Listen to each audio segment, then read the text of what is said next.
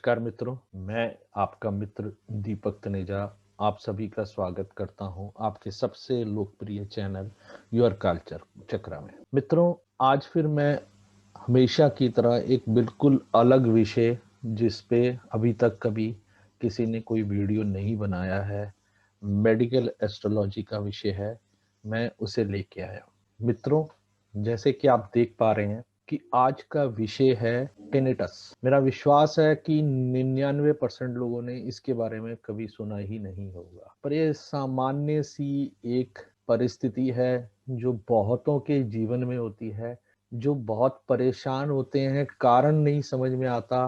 मैं आज कारण भी बताऊंगा, उपाय भी बताऊंगा और इस एक कुंडली के माध्यम से आपको बताऊंगा कि ऐसा क्यों होता है।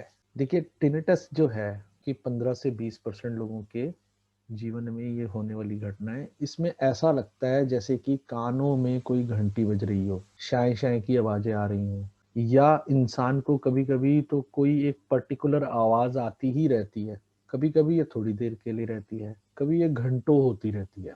तो मैं आज आपको इस स्थिति के बारे में बताऊंगा कि ये कभी कभी आयु के साथ बहुत ही परिस्थिति खराब होती चली जाती है और कैसे इसे ठीक किया जा सकता है। कुछ ये सर्कुलेटरी सिस्टम से जुड़ी हुई है, एज से जुड़ी हुई है, क्या कंडीशन है, ऐसा क्या होता है, या कान में कोई चोट लगने से होती है, इसके विषय में आज आपको मैं बताने वाला हूँ। देखिए, इसके सिम्टम्स क्या होते हैं। टेनिटस जो है वो कान में कोई एक्सटर्नल साउंड के होने की जो है परिस्थिति को बताता है। जैसे कि आपको हमिंग की लगेगा, रिंगिंग हो रही है, बजिंग हो रही है, रोरिंग यानी कि जैसे कोई रो रहा हो, ऐसे करके हो रहा हो, क्लिकिंग जैसे कि घड़ी की घंटी क्लिक करती जा रही हो, घड़ी की जो सुइयां हैं क्लिक करती जा रही हो, टक टक टक ऐसे करके आपको सुनाई देगा। सांप के फुफकारने की जो है उस प्रकार की स्थिति भी हो सकती है कि कभी आपको लगे कि जैसे कोई सांप फुफकार रहा हो। देखिए, जो इसमें जो है उसका पिच जो है बहुत छोटे से लेके बहुत बड़े स्थिति तक भी हो सकता है। तो इसलिए इस स्थिति के बारे में जब हम बात करते हैं तो ये एक कान में भी हो सकता है, दोनों कानों में भी हो सकता है। कभी कभी ये बहुत लाउड भी हो सकता है और कभी कभी ये बहुत छोटा सा, बहुत कम भी हो सकता है। ये कभी कभी आप मान के चलें कि ये हमेशा होने वाली स्थिति भी है और कभी कभी होने वाली ही स्थिति है। और ये दो प्रकार का होता है, जिसमें आप ये कह सकते हैं कि जैसे कि हम जानते ही हैं कि हमारे कान के तीन हिस्से होते हैं, एक आउटर, एक मिडल और एक इनर। ये तीनों में से किसी एक के भी दुर्घटना से पीड़ित होने से, कोई चोट लगने से उससे हो सकता है। मतलब अगर हम कोई बहुत जो ऊंची आवाज में कोई चीज सुन लेते हैं, उसके कारण से भी जो हमारी ऑडिटरी नर्व्स हैं उसको कोई डैमेज हो जाता है, या किसी प्रकार का उस पर कोई चोट या दबाव पड़ने से उसमें कोई, या उस वो मुड़ जाती है, या उसको कोई चीज वहां पे प्रेशर के कारण से रुक जाती है, या वो वीक हो जाती है। ऐसी किसी भी स्थिति में वो हमारी जो ऑडिटरी नर्व्स है उसके जो है वो वीक होने से जो ब्रेन से इंटरप्रेट करने वाली जो हमारी क्वालिटी होती है, नर्व सिग्नल्स होते हैं, साउंड की जो पाथवेज होते हैं, उनको डैमेज हो जाता है। एक ऑब्जेक्टिव टेनिटस भी होता है जिसमें डॉक्टर कैन हियर, मतलब डॉक्टर भी सुन सकता है कि हमारे कान में ऐसी आवाजें आ रही हैं। ऑब्जेक्टिव में तो कोई नहीं सुन सकता, सिर्फ हम ही सुन पाते हैं। लेकिन सब्जेक्टिव जो ऑब्जेक्टिव होता है उसमें डॉक्टर भी सुन लेता है। ब्लड वेसल्स की जो है टूटने से होता है। अब ब्लड वेसल्स टूटने के पीछे हमारे जो है विटामिन बी की कमी का भी एक कारण हो सकता है, या कोई ईयरबोन जो है या ईयर मसल जो है उसकी कंट्रैक्शन, यानी कि वो सिकुड़ जाती है, वीक हो जाती है। अब ये सिकुड़ने का काम शनि ग्रह कराता है और डैमेज करने का काम कोई भी ग्रह कर सकता है, मंगल कर सकता है, केतु कर सकता है, कभी कभी राहु का भी प्रभाव हो जाता है, कि जिसमें कभी कभी हमारे साथ इंजरी में इन तीनों प्लैनेट का, खास तौर पे शनि मंगल राहु तीनों का कोई रोल निकल आए, तो या शनि मंगल केतु का कोई रोल निकला है तो ये चीज हो सकती है। तो इस प्रकार की कंडीशंस ये बनती हैं। अब मैं कॉजेस पे आता हूं कि अगर ये कॉजेस को अगर हम समझ लेते हैं तो हमें बहुत कुछ समझ में आ जाएगा। देखिए, इसमें कभी कभी जो एग्जैक्ट रीजन है जो है वो हम नहीं समझ पाते हैं, लेकिन मैं प्रयास करूँगा कि सरल भाषा में आपसे बात करके आपको बता पाऊँ कि क्या कारण हो सकते हैं। एक हेयर सेल होते हैं जो इनर्स जो होते हैं हमारे उसमें होते हैं, उसमें उनके डैमेज होने से डेलिकेट जो होते हैं सेल्स जो होते हैं उनके खराब हो जाने से एक बाल होता है, बहुत ही डेलिकेट हेयर होता है, हमारे कानों के बिल्कुल अंदर होता है, जो प्रेशर ऑफ साउंड से डैमेज हो जाता है। सेल्स जो होते हैं trigger cells release to release an electrical signal through a nerve from your ear. हमारे कानों से एक सिग्नल निकलता है, हमारे ब्रेन में न्यूरॉन्स होते हैं जो कम्युनिकेशन और सिग्नलिंग का काम करते हैं। वो अलग अलग शरीर के अंगों से मिलने वाले सिग्नल्स को ब्रेन की तरफ ले जाते हैं। ब्रेन उसके बाद उनका रिएक्शन और उनकी बैलेंसिंग, कंट्रोलिंग और उनको किस प्रकार से काम करना चाहिए, उसको एक कहना चाहिए कि एक्सप्लेनेशन के फॉर्म में चीज़ों को लेके आता है, जिसे समझने में हमारा ब्रेन हमारी हेल्प करता है। कुछ चीज़ें हम सुन के समझते हैं, कुछ चीज़ें हम देख के समझते हैं, कुछ चीज़ें हम सूंघ कर समझते हैं, कुछ चीज़ें हम खा कर समझते हैं। इसी प्रकार से ये हर हर जो हमारे इंद्रियां हैं उनके अलग अलग चीज़ों को समझने में ये चीज़ें हमारी मदद करती। तो ये कभी कभी किसी स्थिति में अगर हमारी जो इंटरनल नर्व है उस पे कोई प्रेशर आने से वो लीक हो जाता है, या कोई कमी आ जाती है, या बेंट हो जाती है, या टूट जाती है, तो उसको हम कह सकते हैं कि वो हमारे ब्रेन को प्रॉपरली सिग्नलिंग का काम नहीं कर पाती, और उसके कारण से कहीं ना कहीं एक साउंड, जैसे आप ये समझिए स्पीकर में हल्का सा छेद हो जाता है तो वो फट जाता है, और वो स्पीकर जो है उसकी जो हमारे पास आने वाली आवाज है वो बदल जाती है। ये उस प्रकार से तुलना की जा सकती है इसकी। इसमें कभी कभी हमारी जो है कानों की कोई प्रॉब्लम, क्रॉनिक हेल्थ कंडीशंस या कोई इंजरी जो है वो भी हमारे कानों में किसी नर्व की डैमेज होने से हमारे हियरिंग सेंटर जो ब्रेन में है उसको डैमेज कर पाती है, या उससे प्रॉपरली कम्युनिकेशन उसका नहीं होता। जो कॉजेज में हम कॉमन कॉजेज में जाएं जो टेनिटस में होती हैं, उनमें होता है एज रिलेटेड जो हियरिंग लॉस होता है, उसके कारण से हो सकता है। मान लीजिए 70 या 65 के बाद किसी के कानों में आवाजों की कमी हो रही है, तो यानी कि उसकी सिग्नलिंग और जो उसके बाद रिवर्स करके हमारे को अंडरस्टैंडिंग का काम है वो कमजोर हो रहा है, यानी कि हमारी कान प्रॉपरली एक चीज को सही नहीं सुन पाते हैं। हमको थोड़ी सी ऊंची वॉल्यूम में सुनने की आदत होती है, जो एज रिलेटेड होते हैं, जो इस शनि का ही सीधा सीधा प्रभाव हम कह सकते हैं। अब इसके बाद मैं आता हूं कि अगर कभी किसी का एक्सपोजर बहुत लाउड साउंड में हो जाता है, जैसे कि आज की डेट में आप देखते हैं कि बड़े बड़े स्पीकर्स लगा के लोग गाने सुनते हैं, घर में भी सुनते हैं, कभी कभी पब क्लब्स और उधर जाके सुनते हैं, और उसमें भी अगर वहां जहाँ स्पीकर लगा हुआ है उसके आप बहुत पास आते हैं, तो ये कभी कभी संभव है कि ये आपकी किसी ना किसी चीज की कानों को जो है डैमेज कर सकता है। और किसी बहुत बड़े जैसे कि विस्फोट होने से, मान लीजिए कहीं पे बम विस्फोट हुआ और आप वहां हैं, या किसी फैक्ट्री में कहीं विस्फोट होने से, या किसी ऐसी चीज में कहीं दो चीजों के टकराने से कोई ऐसा नॉइस इतनी ज्यादा हो जाती है कि जिसको हम कह सकते हैं कॉमन एक नॉइस से 100 गुना 50 गुना ज्यादा होने पर वो चीज हमारे को हियरिंग लॉस दे सकता है। आज की डेट में आईपैड और MP3 वगैरह से, जैसे मैंने पहले भी बताया, ये दे सकते हैं, और ये शॉर्ट टर्म एक्सपोजर भी हमारे लिए काफी जो है वो परेशानी कर सकता है। हम म्यूजिक कंसर्ट्स में जाते हैं, कहीं जाते हैं जहाँ पे लाउड होता है। अगर आप इंडियन म्यूजिक कंसर्ट्स में जाते हैं जहाँ पे हमारे भारतीय बजाने वाली चीजें हैं, अगर वो आप सुन रहे हैं तो वहाँ ये चीजें नहीं होंगी, क्योंकि वो हमारे को शांति देने के लिए होती है। लेकिन वेस्टर्न चीजों में आप देखेंगे शांति में अशांति की स्थिति ही उत्पन्न हो जाती है। कभी कभी जो कानों में एक वैक्स जम जाती है, यानी कि जो हमारे बॉडी से वेस्ट निकलना होता है, बनती हमारे शरीर में से ही है, और वो वहां जम जाती है, उसके कारण से भी जो है हमारे कान हैं वो प्रॉपरली चीजों को नहीं सुन पाते हैं, और वो सूख कर पक जाती है, कभी-कभी जख्म बन जाता है, कोई फोड़ा हो जाता है तो भी ये स्थिति बन जाती है। तो ये हमारे इरिटेशन ईयर ड्रम को देती है। वो भी कभी-कभी आप कह सकते हैं कारण हो सकते हैं टिनिटस का। हमारी जो है ईयर बोन है वो कभी-कभी सिकुड़ जाए, उसकी चेंज हो जाए, आप ये कह सकते हैं कि कभी कोई चोट लगने से या किसी अपने आप ही कोई एनलार्जमेंट इन बोन हो जाए या मसल में कहीं हो जाए, वो या नर्व कहीं पे दबने लग जाए, तो भी ये परिस्थिति हो सकती है। ये एब्नॉर्मल ग्रोथ जो होती है बोन की, वो भी कभी-कभी इसमें फैमिलीज़ के अंदर चलती है, तो इसलिए जेनेटिकली भी इसको देखा गया है, सुना गया है। पर अभी मैं आपको इसके विषय में और भी बताने वाला हूँ। जो बहुत कॉमन नहीं है चीज़ें, मैं आज आपको वो बताता हूँ। जैसे इसमें एक मिनियरी डिज़ीज़ है, जो आप कह सकते हैं कि अर्ली इंडिकेटर है, जो tinnitus can be early indicator for that disease. अगर किसी को मिनियरी डिज़ीज़ हो रही है, उससे पहले इसके फॉर्म में आपको ये इंडिकेटर मिल जाएगा टिनेटस के तौर। और ये जॉइंट्स जो होते हैं हमारे अंदर, उन जॉइंट्स से रिलेटेड कोई जो होती है, वो हमारे हेड के अंदर जो है, वो उसमें कोई जॉ बोन जो है वो स्कल से जुड़ने के कारण से ये हमारे को हो सकता है।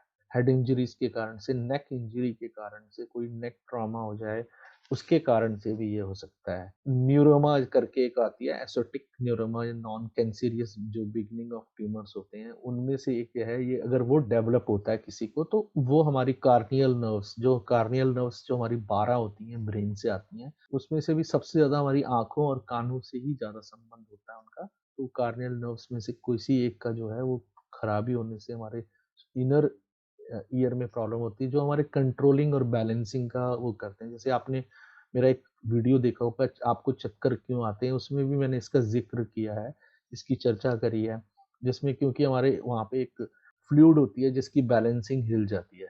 तो ये भी एक समस्या होने की संभावना बनती है। यूस्टेशियन ट्यूब डिसफंक्शन जो है, ये इसमें क्या होता है कि इसमें ये हमारे जो मिडल ईयर से हमारे अपर थ्रोट की तरफ जो जा रही होती है, उसमें एक कनेक्शन बनाया हुआ होता है। तो उसमें हमारा ईयर जो है फ़ील फुल जो होता है, ये कभी-कभी रेडिएशन की थेरेपी के दौरान, या कहीं पे आप कह सकते हैं कि प्रेगनेंसी में भी फीमेल्स को होने की संभावना रहती है। मतलब किसी का वेट लॉस हो जाए अचानक ही बहुत सारा, तो भी हो सकता है। मसल स्पैसिज़्म जो होता है, इनर ईयर में होता है, उसमें भी ये कारण बन सकता है कि हमारे इनर ईयर में जब ये एक टेंस अप हो जाती है, स्पैसिज़्म जिसको मतलब एक टेंस वाली पोज़ीशन हो जाती है, वो भी एक इसमें हो सकती है। हियरिंग लॉस और फीलिंग ऑफ फुलनेस जो होती है, जैसे कि पूरा ऐसा लगता है कि जैसे कानों में कुछ भरा हुआ है, वो स्थिति भी बन जाती है। तो इसमें कोई आपको एक्सप्लेन करने की स्थितियां होती नहीं, कारण नहीं समझ में आ रहे होते हैं, आप समझ नहीं पाते हैं कि ऐसा क्यों हो रहा है। न्यूरोलॉजिक डिजीज भी हो सकती है। न्यूरोलॉजिक डिजीज फिर वंस अगेन जो हमारे न्यूरॉन्स और नर्व सेल्स और नर्व से रिलेटेड प्रॉब्लम्स होती है, जिसमें अगर आप किसी को अगर कभी-कभी मल्टीपल सिरोसिस हो जाता है, तो भी उसमें ये संभावना, या पहले ये होना और उसके बाद मल्टीपल सिरोसिस होने की संभावना भी बन सकती है। ब्लड वेसल्स डिसऑर्डर, ये मैं आपको बताऊँगा कि विटामिन बी 12 की कमी वालों को ये चीज़ें संभावित रहती हैं। तो जिन लोगों को विटामिन बी 12 की कमी रहती है, तो उनको पहले सूर्य और बुध को अपने आप ही ठीक करते रहना चाहिए, और विटामिन बी 12 की कमी नहीं होने देनी चाहिए। पीछे रिसेंटली मेरी किसी से बात हो रही थी, उनको लगातार विटामिन बी 12 की कमी रहती थी, और डेफिशिएंसी इतनी ज़्यादा थी कि उनको पता ही नहीं था कि इतनी ज़्यादा डेफिशिएंसी हो रही है। इंजेक्शंस लगने के बाद उनको विटामिन बी 12 की कमी थोड़ी-सी पूर्ति होने के बाद, उनका शरीर में जो आप कह सकते हैं कि थोड़ा बैलेंसिंग हुई, हाथों में जो एक अकड़ आ जाती थी या प्रॉपर्ली ग्रिपिंग नहीं बन रही थी, उसमें भी फ़र्क पड़ा, और इस स्थिति में भी उनको जो है फ़र्क पड़ा है। एथेरोस्क्लेरोसिस जो होता है, इस ये विद द एज बिल्डअप होता है, जिसमें कोलेस्ट्रॉल और अदर डिपॉज़िट जो हो जाते हैं, वो ब्लड वेसल्स में हो जाते हैं। ये अगेन जैसे होता है, ये हमारी ब्लड वेसल्स जो होती हैं, उसमें से हमारा ब्लड सर्कुलेशन होता है, उसको जब किसी का प्रेशर पड़ता है, ज़्यादा हो जाता है, और जो कानों के पास में, क्योंकि ये जितना भी आप मान के चलें कि हमारे जो ब्लड वेसल्स हैं, ये हमारे ब्लड के जो वो कर रहे होते हैं, उसके साथ न्यूट्रिएंट्स, विटामिन्स और प्रोटीन और ऑक्सीजन को कैरी कर रही होती हैं। ये हमारी बॉडी में जिस चीज़ की जहाँ आवश्यकता होती है, उसकी पूर्ति करते हैं। ऑटोमेटिकली हमारा जो शरीर है, वो वहाँ उस चीज़ को रिलीज़, हमारा ब्लड में से वो रिलीज़ होके वहाँ से बॉडी वेस्ट और जो चीज़ें कार्बन डाइऑक्साइड वगैरह जो चीज़ें नहीं चाहिए, वो निकाल के लाता है, और फिर उसकी प्यूरिफिकेशन के लिए ब्लड के आगे के लिए चला जाता है। और इसमें क्या होता है कि वेसल्स जब वीक होती हैं, तो हमारे इनर ईयर में जो इलास्टिसिटी होती है, ability to flex and expand जो होता है, वो उसमें कमी आती है। अब ये जो इलास्टिसिटी है या ability to flex and expand है, ये मरकरी के उसमें आता है। मरकरी ही एक ऐसा प्लैनेट है कि आप देखेंगे कि वो अपनी शेप को कहीं पे भी बदल सकता है, कैसी भी स्थिति बन जाती है उसकी। यानी कि जो-जो चीज़ें अपनी शेप बदल सकती हैं, वापस अपनी शेप पे आ सकती हैं, वो सभी मरकरी से जुड़ी हुई है। ये हमारे हर हार्ट बीट के साथ अपनी शेप को चेंज करने की क्षमता रखती हैं, फिर वापस जाती हैं, फिर मतलब खुलना बंद होना ये आप कह सकते हैं। तो आपके लिए बहुत आसानी से समझ में आ जाएगा। ब्लड फ्लो जो है become more forceful and making it easier for your ear to detect the beats. You can generally hear the type of tinnitus in both ears. This type of tinnitus जो होती है वो हमारे को दोनों कानों में समझ में आ सकती है। अगर सिर में या नेक में कोई ट्यूमर हो गया यानी कि कोई गांठ बन गई है, वो भी हमारे इस प्रॉब्लम का कारण हो सकता है। और उसमें आप हाई ब्लड प्रेशर को भी ले सकते हैं।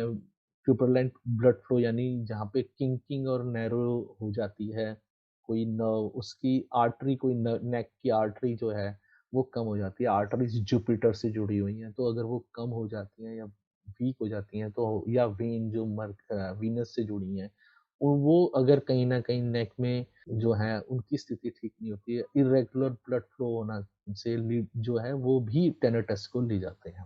मैलफॉर्मेशन ऑफ कैपिलरीज जो होती हैं उसके कारण से भी ये स्थिति एब्नॉर्मल स्थिति बनती है। बहुत सारी दवाइयाँ हैं जो कारण हो सकती हैं ज़्यादा टेनिटस होने का कारण है कि वो ज़्यादा लेने से एंटीबायोटिक हो सकती हैं जिसमें उनके कुछ नाम दिए हुए हैं, इनमें से किसी एंटीबायोटिक का ज़्यादा यूज़ करने से ये संभावना हो सकती है। कैंसर मेडिकेशन के कारण से हो सकती है, वाटर पिल्स जो होती हैं वो ज़्यादा ले लेने से उनके कारण से भी ये चीज़ हो सकती है। कोनेन जैसी गोली भी लगातार बहुत लंबे समय तक ले लेने से भी ये संभावना हो सकती है। जो डिप्रेसेंट यानी कि डिप्रेशन में जो चीज़ें होती हैं वो भी टिनिटस का कारण हो सकती है। एस्पिरिन जैसी दवाई भी लगातार 12 दिन या उससे उस 12 गोलियाँ ले लेने से या 12 दिन ले लेने से या एक से ज़्यादा गोलियाँ एक दिन में ज़्यादा खा लेने से भी संभावित हो सकता है, क्योंकि ये सब चीज़ें हमारे उसमें बढ़ोतरी करती हैं। अब मैं रिस्क फैक्टर बता रहा हूँ जिसमें लाउड नॉइस एक्सपोज़र है, लगातार होने वाला इस प्रकार का कोई भी चीज़ है जो डैमेज करता है टिनी सेंसरी हेयर सेल्स होते हैं जो हमारे कानों में होते हैं और बहुत छोटे-छोटे होते हैं इतने कि जिनसे हम सामान्य आँखों से नहीं देख सकते और ये हमारे साउंड को ब्रेन में ले जाने का काम करते हैं। जो लोग नॉइज़ी एनवायरनमेंट में काम काम करते हैं जैसे फैक्ट्रियों में, कंस्ट्रक्शन वर्क में, म्यूज़िशियंस के यहाँ, सोल्जर्स जो बम विस्फोट वगैरह की मैंने पहले भी चर्चा करी है, उनके लिए ये रिस्क हमेशा सामान्य बात है।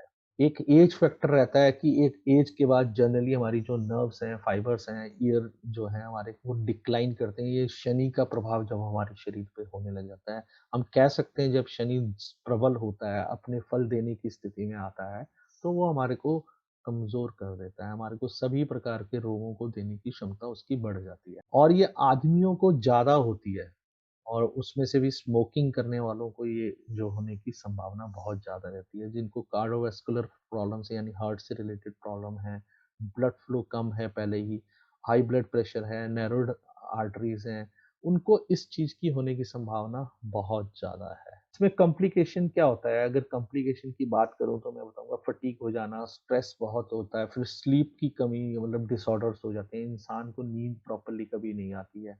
मेमोरी प्रॉब्लम्स हो जाती हैं, डिप्रेशन भी हो सकता है, एंग्ज़ायटी और इरिटेबिलिटी होती है क्योंकि लगातार आपको कान में कुछ आवाज़ आ रही है, आपको पता ही नहीं, आपको समझ ही नहीं आ रहा आपको क्यों हो रहा है ये। और जिस व्यक्ति से भी मेरी बात हुई है, वो इतना ज़्यादा इसको सुन के इतना परेशान रहता है कि वो उसको समझ नहीं आता कि मैं क्या करूँ? अब मैं आपको एक चार्ट के माध्यम से इसको बताने का प्रयास करता हूँ। ये आप चार्ट एक देख सकते हैं, ये धनु लग्न का चार्ट है, इसमें तृतीय भाव में केतु है, जो हमारा तृतीय भाव हमारे कानों को दिखाने का कार्य करता है और अगर हम सुनने और जो सुनने की क्षमता और सुनने के पीछे के जो ज्योतिषीय कारण और उसकी समझते हैं, तो उसके लिए सबसे पहला जो होता है गुरु ग्रह है। गुरु ग्रह आकाश तत्व का कारक है। आकाश तत्व का कारक होने के कारण से कोई भी प्रकार की साउंड जो हम बोलते हैं, जो भी अभी मैं बोल रहा हूँ, ये भी पूरा आकाश तत्व में रह जाएगी। तभी हमारे ऋषियों ने कहा है शुभ बोलो, क्योंकि कोई भी चीज़ कभी खत्म नहीं होती जो हम बोलते हैं। और ये एक तरंग से दूसरी तरंग होते हुए पूरे ब्रह्मांड में घूमती रहती है। ये जब जो तरंगे होती हैं, जो ब्रह्मांड में घूमती रहती हैं, उनमें से ही कुछ तरंगे जो हैं हमें वो क्षमता देती हैं ताकि हम सुन पाते हैं। आपने अभी पीछे कई बारी सुना होगा कि दूसरे ब्रह्मांड, दूसरे गैलेक्सीज़ और दूसरे ग्रहों पे भी आवाज़ें जो आ रही हैं, उनको भी जो है कैच करके समझने की कोशिश की गई है। अभी मैंने रिसेंटली पढ़ा कि नासा ने कुछ बाहर की गैलेक्सीज़ में रेडियो जो हैं उनकी तरंगों को पकड़ा है, जिसको पकड़ने के बाद वो भी बड़े हैरान हैं कि इसका मतलब बाहर के ब्रह्मांड बाहर के जितने भी जो गैलेक्सीज़ हैं, उनमें भी इस प्रकार के हमारे जैसे कुछ वो संभावना उनकी बढ़ गई है। तो ये जो तरंगें जो होती हैं, ये हमें वो क्षमता देती हैं कि हम सुन सकते हैं। ये आकाश तत्व के बाद दूसरी चीज़ होती है बुद्ध के कारण से। बुद्ध हमारे जो है अभी आपने सुना कि शब्दों का कारण भी कारक भी है और जो हमारे जो नर्व्स होती हैं, न्यूरॉन्स होते हैं, हमारी जो कैपेसिटी टू हियर जो हम कह सकते हैं गुरु से और जो हमारे को एबिलिटी टू हियर जो है, वो हमारे को बुद्ध उसके साथ सहायक के तौर पे कार्य करता है। ये दोनों चीज़ें जब जुड़ जाती हैं तभी हम सुन पाते हैं किसी भी प्रकार की चीज़ों को। और अब तृतीय भाव हमारा बहुत इम्पोर्टेंट होता है, मिथुन राशि इसमें हमारी बहुत इम्पोर्टेंट होती है। मिथुन राशि, तृतीय भाव, बुध, मंगल, गुरु ग्रह, ये 4 चीज़ों को अगर हम जब भी ध्यान देते हैं, 4-5 चीज़ों को हम ध्यान देते हैं, तो हमें समझ में आता है कि इसकी स्थिति क्या है, इस पे पड़ने वाले ग्रहों की दृष्टियाँ और जो भी चीज़ें होती हैं, वो हमें वर्तमान कुंडली में यहाँ पे आप देखेंगे बुध और गुरु दोनों अपना जो है गुरु अपनी उच्च राशि में है और मैं हमेशा यही कहता हूँ लग्नेश होकर जब वो अपनी उच्च राशि में चला जाता है कोई भी ग्रह और अष्टम में बैठी हो उस राशि तो वो उच्च प्रकार के रोग देने की सक्षमता उसके अंदर आ जाती। तो इस कुंडली में अगर आप नोटिस करेंगे तो शनि का मंगल पे, मंगल का शनि पे पूर्ण दृष्टि है और इस प्रकार से ये कह सकते हैं शनि राहु का संबंध है, वात बढ़ाने के लिए बहुत अधिक वात बढ़ा देते हैं और ये सूर्य की राशि में है तो अग्नि तत्व राशि के कारण से वात एंड पित्त का दोनों का प्रकोप बढ़ाने की क्षमता हो गई। तो मंगल पे शनि की और शनि पे मंगल की दृष्टि, ऐसे में किसी प्रकार की राहु भी तो वहीं बैठा है, तो ऐसे में किसी चोट की संभावना भी बनती है और रोग भाव में बैठा हुआ है। मंगल व्ययेश भी है इस कुंडली के अंदर, पंचमेश भी है और शुक्र जो है वो अकारक होता है, रोगेश भी है और एकादेश भी है। तो यानी कि शुक्र का भी कारण बन सकता है और देखा जाए तो जो लेफ्ट ईयर है वो हमारा जो है एकादश भाव से बनता है और यहाँ पे वो रोग भाव में बैठा हुआ है और एक एकादश भाव का स्वामी होके बैठा हुआ है यानी व्ययेश और एकादश का जो है संबंध बन रहा है, पंचमेश और षष्ठेश का संबंध बन रहा है। बुध जो है वो केंद्रपति स्वामी होकर, गुरु भी केंद्रपति स्वामी होकर अष्टम में बैठे हैं। इन्होंने इस जातिका के लिए एक स्थिति ये तो बना दी कि उनको जीवन में किसी प्रकार की कोई कमियां तो नहीं है, लेकिन उनको इस प्रकार का ये रोग दे दिया जो नर्व्स, मेरा जो मानना है आइदर इस केस में कोई चोट लगा है, जैसे जैसे कि या तो एरोप्लेन में ट्रैवलिंग के दौरान उनको कोई झटका लगा, उसके कारण से, या बहुत तेज आवाज होती है हवाई जहाज में जब आप बैठते हैं तो आपको सुनाई नहीं देता। तभी आपको याद होगा, आप में से बहुत सारे लोग जो हैं ट्रैवल कर चुके हैं, तो जानते होंगे कि वहाँ पे पहले कानों में डाल देना चाहिए, कानों को बंद कर लेना चाहिए क्योंकि लगातार 2 ढाई घंटे बहुत तेज़ आवाज़ आती है जो आपके कानों में लगती है बहुत तेज़ी से। तो एक वो भी कारण होता है, किसी दवाई का रिएक्शन होना अष्टम से जुड़ जाता है तो कोई भी दवाई का रिएक्शन होना भी संभावित होता है। तीसरी चीज़ है विटामिन बी 12 की कमी भी हो सकती है। तो मैंने इनको यही चीज़ें बताई हैं कि विटामिन बी 12 को चेक कराएँ और किसी दुर्घटना का उन्होंने बोला है कि उन्हें याद नहीं है क्योंकि दुर्घटना ये ज़रूरी नहीं होती कि आज कोई चोट लगने से होता है, ये कभी हमारी युवावस्था में भी, बालावस्था में भी कोई चोट लग जाती है, तो ये आगे चलकर हमारे किसी चीज़ की नर्व्स को दबने का कारण बन जाती है। संभावनाएँ ये ज़रूरी नहीं है कि उसी समय होने वाली घटना से जुड़ी हों, पूर्व में हुई घटना भी उसका कारण हो सकता है। तो इस प्रकार की चीज़ों को अगर हम करते हैं तो उपाय के तौर पे हमेशा हमें इन्हीं ग्रहों और इन्हीं इनसे जुड़े हुए जो पूजा पाठ और उपाय करने चाहिए। यहाँ पे मैंने उनको उपाय के तौर पे उनको गुरु के उपाय बताए थे, बुध के उपाय बताए हैं। इसके साथ मैंने उनको ये भी बताया कि सूर्य की भी पूजा करें ताकि उनको इस परिस्थिति से बाहर आने में कोई समस्या ना रहे। और एक और मज़ेदार बात है कि इसमें आप नोटिस करेंगे अष्टमेश और सप्तमेश का राशि परिवर्तन भी है। तो यानी कि अष्टमेश भी वहाँ जाकर और बुरी स्थिति पैदा कर रहा है। तो ये कुंडली पूर्ण रूप से इस प्रकार की स्थितियाँ बताने में सक्षम थी। मेरे द्वारा उनको जो बताए गए उपाय अगर वो करते हैं तो उससे उनको कोई समस्या नहीं आएगी। कारण एक और मैं बता देता हूँ कि इस कुंडली में उनको लंबे समय कोई बहुत बड़ी कोई विपरीत परिस्थितियाँ झेलनी नहीं पड़ेंगी। ये कुंडली बहुत उस हिसाब से सही है। जबकि शुभ ग्रह आप नोटिस करें, सभी शुभ ग्रह जो हैं वो एक साथ कहीं न कहीं 6-8 से संबंध बना रहे हैं। ये शारीरिक कष्ट तो देंगे लेकिन जीवन के अन्य किसी क्षेत्र में उन्हें कोई भी प्रकार की समस्या कभी नहीं आएगी। मित्रों, ये मेरा मोबाइल नंबर है। जिन लोगों को मेडिकल एस्ट्रोलॉजी या नाड़ी ज्योतिष कोई भी चीज़ सीखनी हो, आगे चल के मैं अपना नक्षत्रों पे भी शुरू कर रहा हूँ कोर्स, जनवरी या फ़रवरी में हम शुरू करेंगे। नाड़ी का नेक्स्ट बैच हमारा जनवरी में शुरू होने वाला है। तो आप में से किसी को कोई भी चीज़ सीखनी हो या कोई कंसल्टेंसी लेनी हो, वो मुझे संपर्क कर सकते हैं। ये मेरा मोबाइल नंबर और ईमेल है। नमस्कार, धन्यवाद।